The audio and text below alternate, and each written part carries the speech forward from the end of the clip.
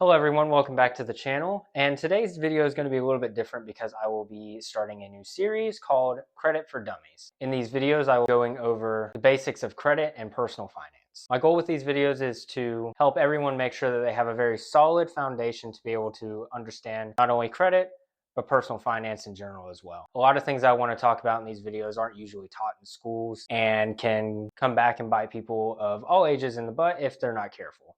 Not because it's complicated, but because they've never been given the information laid out in a way that isn't very daunting. Luckily for me, my family was relatively financially literate. So in high school, I took a financial literacy class. So I had a decent knowledge for when I dove headfirst into this credit card game and personal finance. However, I know it's not like that for everyone.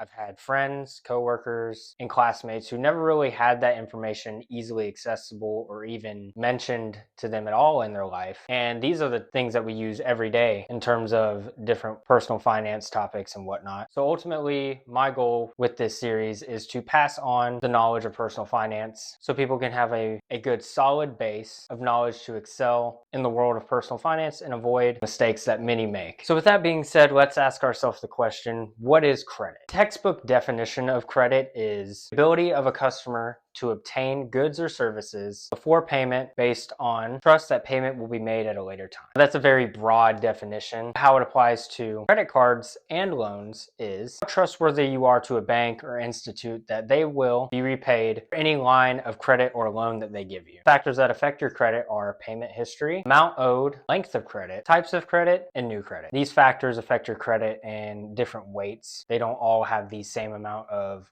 on your credit. And those weights are 35% for payment history, 30% for amount owed, 15% for length of history, and then 10% for types of credit, as well as 10% for new credit. I know this may just sound like words and numbers, but let me explain what each of these categories means. So payment history is ultimately your history of making on-time payments. Given that this section has the most effect on your credit, it is most important to keep in good standing. Missing just one payment can take a huge chunk out of a good credit score that you have, and that ultimately affects your trustworthiness to banks and institutes when it comes to applying for future lines of credit. Amount owed is your second highest section that your trustworthiness is based on. It represents the amount that you owe on loans or lines of credit. For example, if you have a card with a $1,000 limit and you owe $500 on it, you are utilizing 50% of your overall credit available to you. Length of credit history is the average age of all your loans and lines of credit. Say you have 3 accounts, one is 3 years old, one is 6 months old,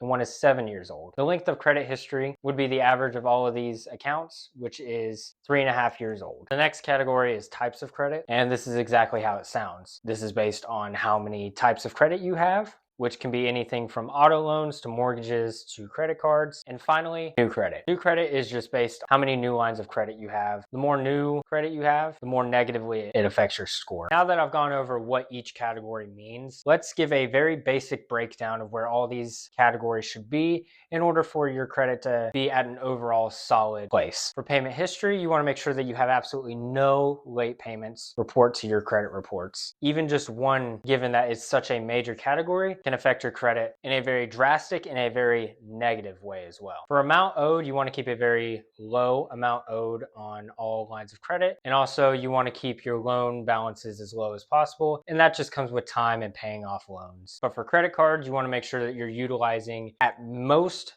30% of your overall available credit so that it doesn't impact as negatively. Credit history is pretty simple though. You just want to have a long credit history. So opening a initial credit card that has, first of all, no annual fee, because you don't have to pay a annual fee every year for a card because it's your longest standing card, and just making sure that you can keep this card open for as long as possible to keep the average age of all your accounts as old as possible. Variety of credit looks good to lenders because if you have different kinds of loans and lines of credit like credit cards or auto loans or mortgages, it proves to lenders that you can pay back multiple types of loans or lines of credit. And if you have past auto loans or mortgages, when you go to apply for a new one, and your past ones are in good standing, it makes you even more trustworthy because it shows that you have a good ability to actually pay those back. And then the negative effects of new credit are kind of unavoidable, especially if you're, getting new credit. So whenever you apply for a new car loan, credit card, etc., it negatively affects your credit because the lenders see that you're trying to seek out new credit to be able to get something.